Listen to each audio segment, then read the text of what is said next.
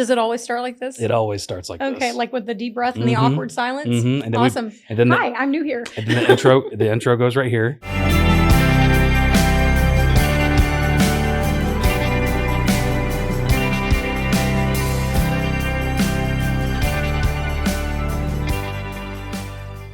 Hi, everybody. Welcome to another episode of Another Worship Podcast. It's been a while. Hope you guys have been great. I'm here with two amazing people, two of the most talented people that I've ever met in my life. We have the wonderful, as always, Daniel Praslee. Hello, everyone. And we have Heather Morgan.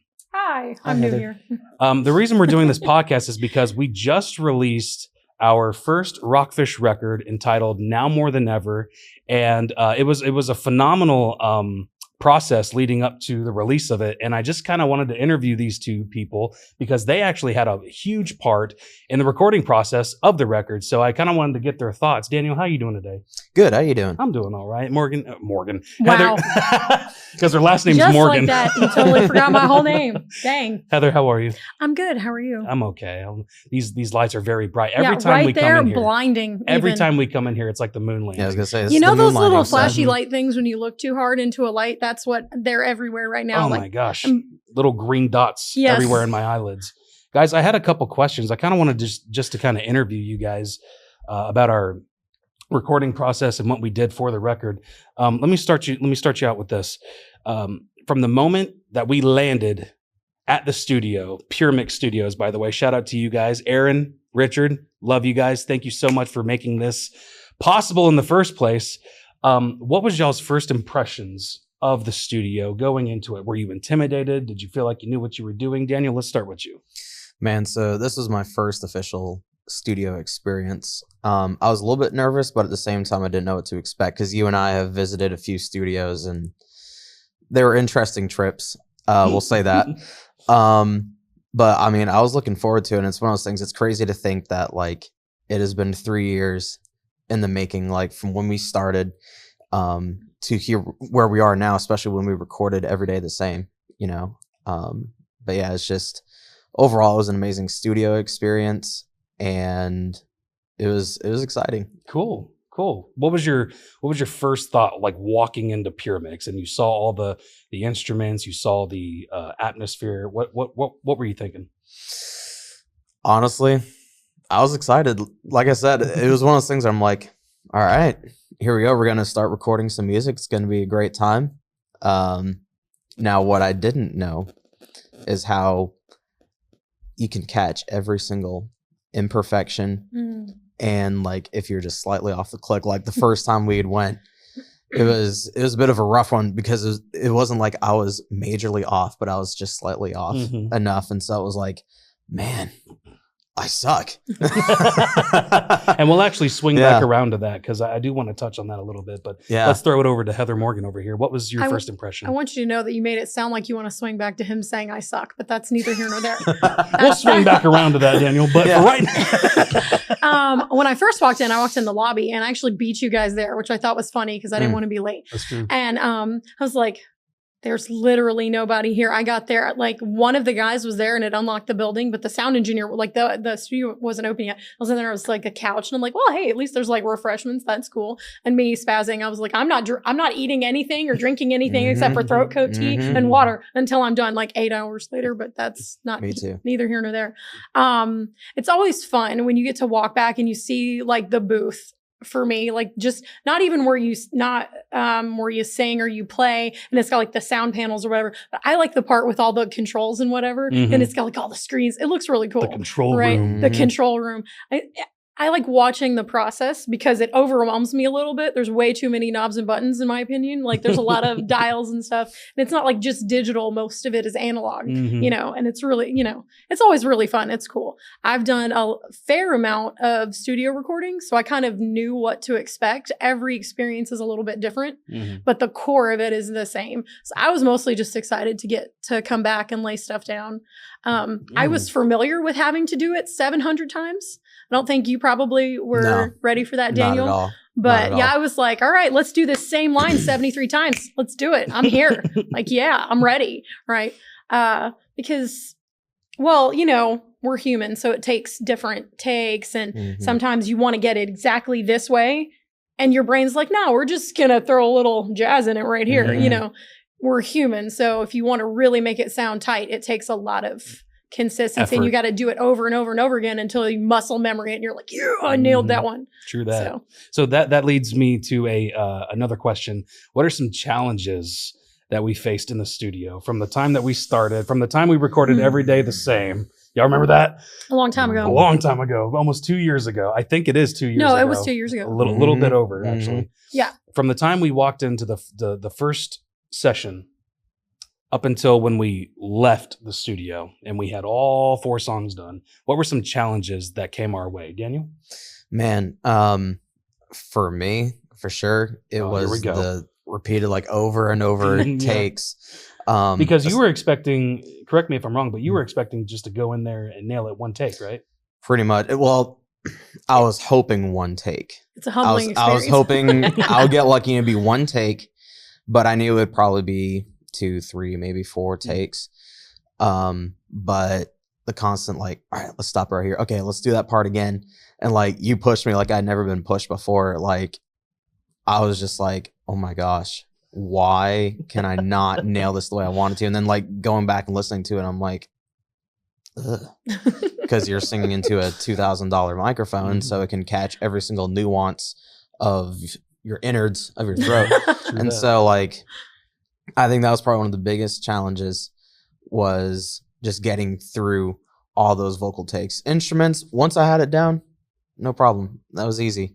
But the vocals, that was a whole nother animal. Humbles you, huh? Mm-hmm. Heather, what about you? Yeah, I think you always come in with an idea of how you're going to do things, and then it changes, right? Because they're like, how about here? How about here you do this? And you're like, oh, okay. Yeah, I practiced this I didn't practice 800 that, yeah. times this way, but cool. I mean, they're the professionals. So you're like, right, I don't get paid to do this. Let's give it a try. I'm like, yeah, we'll go with this. So, it's just having one, like you said, it's a humbling experience because you hear yourself back over and over and you're like, woohoo, yeah, you're right. Let's do that again. Or you'll hear it and they won't say anything. I'll be like, and let's do that again. Like you just stop and just be like, nope, that was horrible. It's like you said, a kind of an unforgiving experience because of the sound quality. Like it's just that good of a mic and whatnot. Mhm. It's like I knew to expect it, but I appreciated the constructive criticism and kind of the tweakage and whatnot with the engineers. They were great. Aaron was great.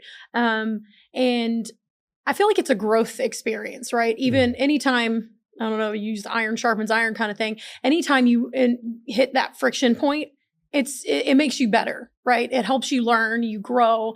It's humbling, maybe your pride needs a little shaving. Mhm. And I know that's always a thing, especially, sometimes when you're a musician, being around professionals is great because the average congregant or whatever you want to call them, like normal people, like, oh, y'all did such an amazing, you guys are so great, you should be. And I'm like, yeah, you're like, oh, you should record things. And I'm like, dude, I'm well aware that I am not professional grade material. You know what I mean? Like, I'm like, hey, no, there's a reason I won't go on American Idol. I'll never recover from it. Do you know what I mean? Well, we think you're professional, Heather. Oh, thank you. I Heather appreciate Morgan. that. It's true. But it's just like, it's a growth experience. I enjoyed it, even though it was hard and we had to sing things like 700 times. And it was hard work. Like, I don't think people understand, like, oh, you just go and stand in a room and sing. No, it's a lot of hard work. It's work. Because you have to, you're standing there for 6 hours, right? So there's that challenge of it where it's just nonstop, go, go, go, go, go. And your voice gets fatigued. All I do is sing. So there's that. But, your voice gets fatigued. You have to stand there. You have to not move. I'm a mover. That was a challenge. Like, I bop. I don't stand. I don't even sit still. I can't talk without moving my hands. Right. If we have any footage of her bopping, let's put it right here on the podcast so people can see what we're talking about. Yeah. Sure. It's like, and cut to footage of, I'm sure there's some somewhere. Find some B-roll of me moving from Every Day the Same. Hey, it's on there. So because your clothes make noise, right? This is the sound and it picks everything up. So it's like, do you know how hard it is to sing standing still for me? Very difficult. That's a challenge. So that was like, it's like, oh, hey, your earrings make noise. Like it's still, I was like, okay, I gotta not have anything that can't have your keys dangling off the side of your pants. Well, I don't ever do that because that's annoying, but that's neither here nor there. It's just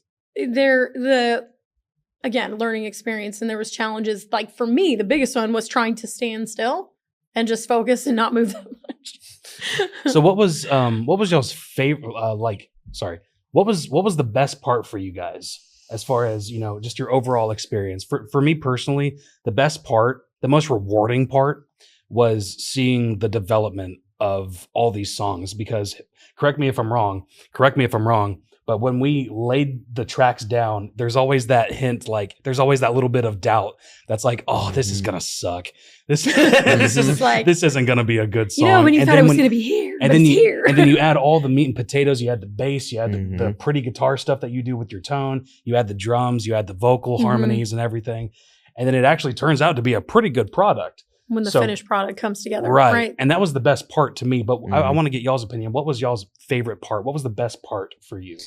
Man, so to kind of bounce off real quick, like off of what you're saying, because I get that too. Man, I remember us sitting there and like hearing True God coming together, and we're like, we have a song. and then there's like parts where like in Mold Me where we're like, this is gonna flop. Oh yeah, for sure. Especially like because with a couple of these songs, like when I created the scratch tracks in Logic, it was fine, but it was one of those things. Okay, how do we get that into here? And then just hearing everything come together in even better quality, it's like, oh my gosh, we have a song. As far as my favorite part, there's just so much that I loved about that whole experience. Honestly, it was the fellowship with Aaron and Richard, and getting to hang out with you for hours on end. I remember those 2 days when we went up there, we were, just from the amount of stuff we were doing, we were together for like 7 days straight, 7-8 days straight.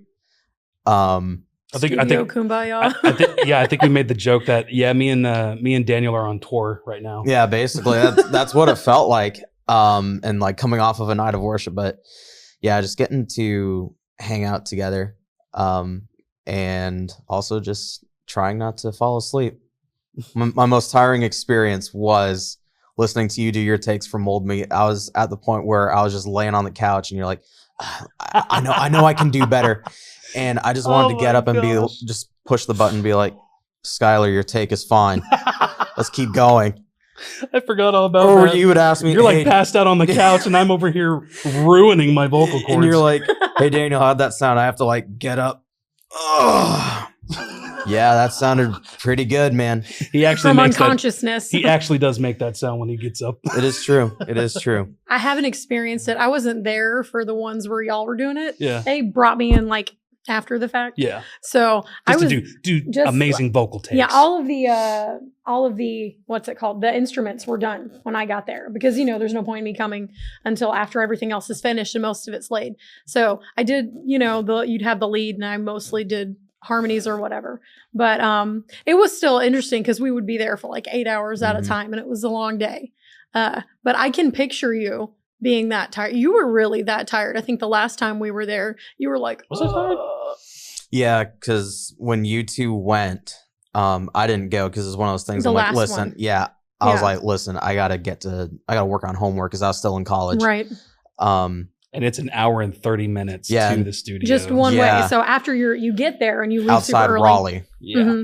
Like you get there and you have to leave super early because, all of us live at least an hour and a half, if not a little more than that, to get there. And, you're there and you get there early, like 9 or whatever, I think is when we got there. I'm not sure. Then, you got all day. We're going home and it's after dinner time. So and then you drive another hour and a half, just like, bruh, long day. Because the thing was, like, you and I, we'd been going hard that whole week. And especially when me and Skylar went, we went Monday, drove home, went back up Tuesday, drove home, and then we had to do Wednesday service. And at that point, we were wiped at that point. And then you had to go back up Thursday, and that's when you guys went up. And even for me at that point, I'm like, I got to get to homework. And also, I can't push anymore. Like, bro, I got to sleep. Yeah. But there was a great feeling of, and I don't know if you guys experienced this, but for me personally, there's that feeling of working all day on a product working all day, giving your 110%, your entire soul into one thing, and then that drive home where you just reflect on everything that's happened that day. I felt an overwhelming sensation of like, yes, we did it. Accomplishment. Yeah, sort of. Yeah. So, and on top of that, we got some amazing products out of it. We have 4 great songs, which segues into my next question. For you guys, what is your favorite song off of the record, in your opinion?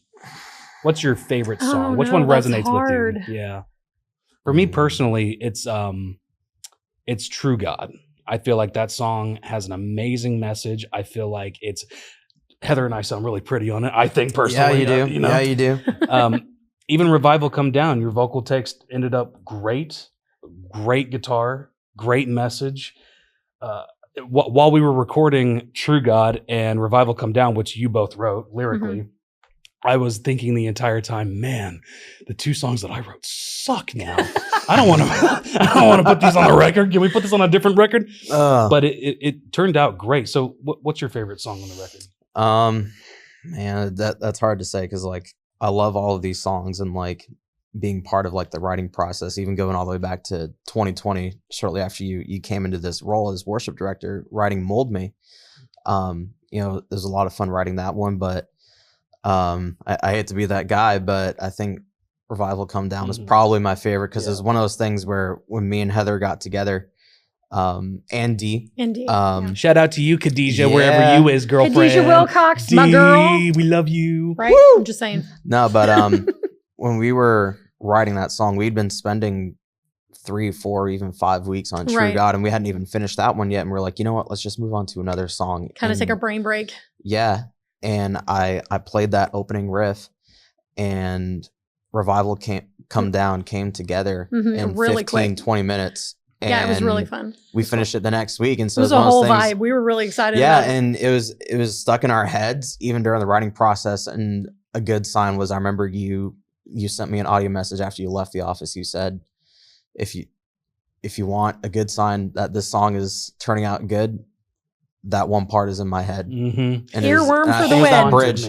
Yeah, and we just started writing that song that day, and so it was one of those songs where it was fun all around, and even the recording process, recording 12 different guitars. And it's easy, it's catchy, it's got a great message, phenomenal song. Heather, what about you? What's your favorite song on the record? Just a ping pong off of that real quick. Yeah. The gang vocals was fun. Remember, we all got to clap at the end. To me, that was fun. It's like, the best part I think was at the end when we got to put the little finishing touch and the pizzazz on it. Revival Come Down was really fun. Like, it was fun. Yeah, I think for me, I can't really pick between True God and Revival Come Down because there's different parts of each song that's my favorite. Is that weird? Like the I love the part of Revival Come Down where, come down, Father, won't you come? We sing that bit. And, because it is kind of punchy. And, it's like that's the climax, I guess, of the song. And that's where you really get a lot of engagement, hopefully, with everybody. And I don't think we haven't done that one at church yet. So I'm excited for that because I think, hey, October 9th, we're going to do that one the first time, right? I think with everybody. And so I'm hoping to really get a lot of congregation engagement. I'm excited about that because that's the catchy bit, right? And then I feel like True God is really a really heartfelt sort of song. Like when you really get into it, it can be really worshipful. So there's very vertical, super vertical song. That was the idea when we were writing it. It's like, hey, it's not about me, it's you, God, right? We just want to set our sights on you. This is about you. And that's what we wanted, was that verticalness. Amen. So like verticalness is a word, but you know what I mean? Yeah. I think the whole process was just really fun, and getting to be a part and getting to write and worship, come on, live the dream. Who doesn't want to do that, right? Hopefully everybody does. Because, and it goes beyond, right? It's not just about recording it. It's not just about just writing it. Being able to be a part of the worship experience and kind of usher everybody into the presence. And I feel like it's a little bit different when you get to be, we're the songwriters. So you have a piece of your heart on the line, right? So it's like, hey, this is really cool because this is an opportunity to connect with the congregation in a different sort of way.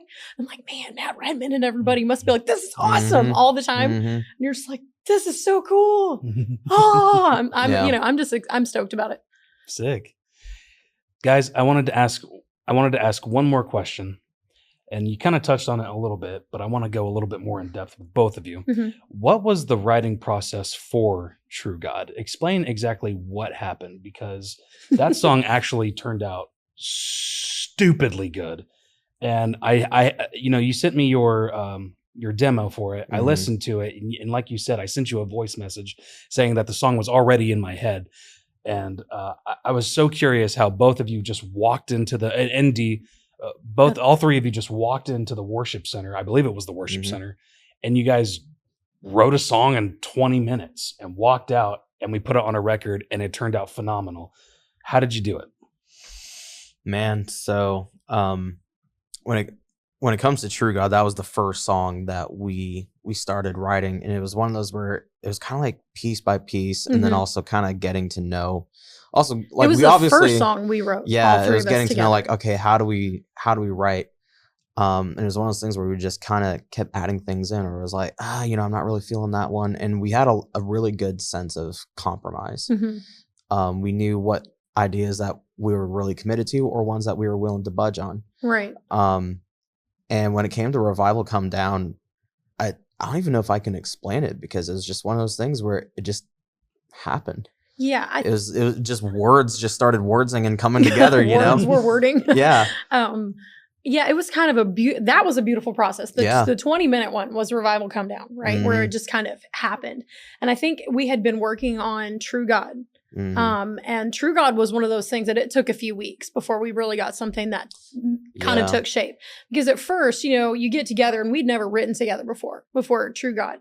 So it was like, okay, you've got your style, I've got mine, and Dee has hers. And we, again, like you said, it was a lot of give and take and compromise and figuring out what the sound would be with the three of us, and kind of figuring out a message, or what are we trying to say? What do we really feel like God wants us to say here?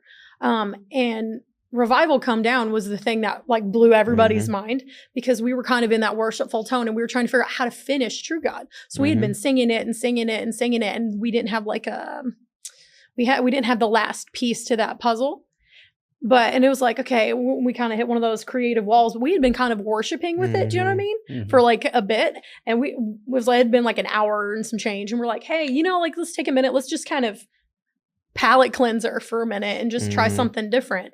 And it was weird. It was like God was just like, hey, just for fun. Yeah, because there's one of those Revival things, Come Down. It was fun. Kind of like ping pong off of that as well. Is a lot of times, we would spend, all right, let's spend a certain amount of time on this song. All right, now let's move on to this one. And that's how we have like 2 or 3 other songs under our belt that kind of are just sitting around. But it was one of those times where it was like, okay, let's kind of play with this one, because it was a riff and a progression that I had already played before. Right. And was something I wanted to revisit. And I kind of had like the concept behind it, because I told you about the For Such a Time As This with Michael W. Smith and all that. But other than that, that was about all we had. That's awesome. We just started writing it. Yeah. What about the concept for True God, the overall message, the story that you're relaying? How did you guys come up with that?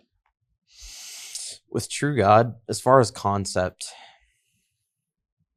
I'm not even sure if it was necessarily something we discussed too heavily. I think we looked at some scripture. Yeah, we did. Because that we wanted that to be our foundation. As we looked at some scripture, we knew what we believed, we knew what was in our hearts, and it was one of those things where we sang a melody and words just started coming to mind. And so it kind of was like building a Lego set or Jenga. Well, no, Jenga, you take things away and stack it back on top. I hope it doesn't fall down. That's a good concept. I didn't think about that. Yeah, it's like Jenga is an interesting analogy, but I get it. I think when we sat down, there's different kinds of songs that you would include in like a worship set or whatnot. And it was like, we don't want this song to be for us. This is not a for us song. This is a for God. It's like you said, a vertical song. Yeah. And we're like, we want this to be vertical. We want to point everybody straight up. And that was kind of, I think, the initial thought was, let's bring this to where we point it straight back up to God. This is about Jesus, right? What is it? Never changing, never failing. You've proven yourself again, like over and over and over, you were the same. You're the true God. It's not about me. And that was, it was a little bit of a process to get from one portion to the other, but it was fun. I remember in the recording process, there was a time where I was getting frustrated with my vocal takes on True God. And it was literally the part where it was like, not about me, just you, God. And I'm over here worried about me and what I'm doing, singing this song and feeling like a hypocrite. And so I had to kind of take a step back and be like, okay, even if it's not perfect, there's tools that we can use. And it really isn't about me. It's about making a product that overall leads people to Christ. Right. And equips people to be more dedicated worshipers of Jesus Christ, followers of Jesus, whatever you want to say. But here's my last question, guys. I appreciate you guys for being here, by the way. Thank you for taking the time out of your day to do this. Final question. Simply, would you do it again? You want to go first? I would do it again. It was really fun. I always enjoy a good recording sesh, as it were. I love songwriting. It's been something that I've really enjoyed for most of my life, since I was a teenager, for sure. It's always fun. It's an awesome experience. When you just feel like God made you to do something. So I'm wired for it. I'm here for it. What about you, Mr. Praslee? Absolutely. I've been chomping at the bit. That moment where you realize I put my phone on silent, but not my watch. Sorry about that. That's okay. Here we go. What about you, Mr. Praslee?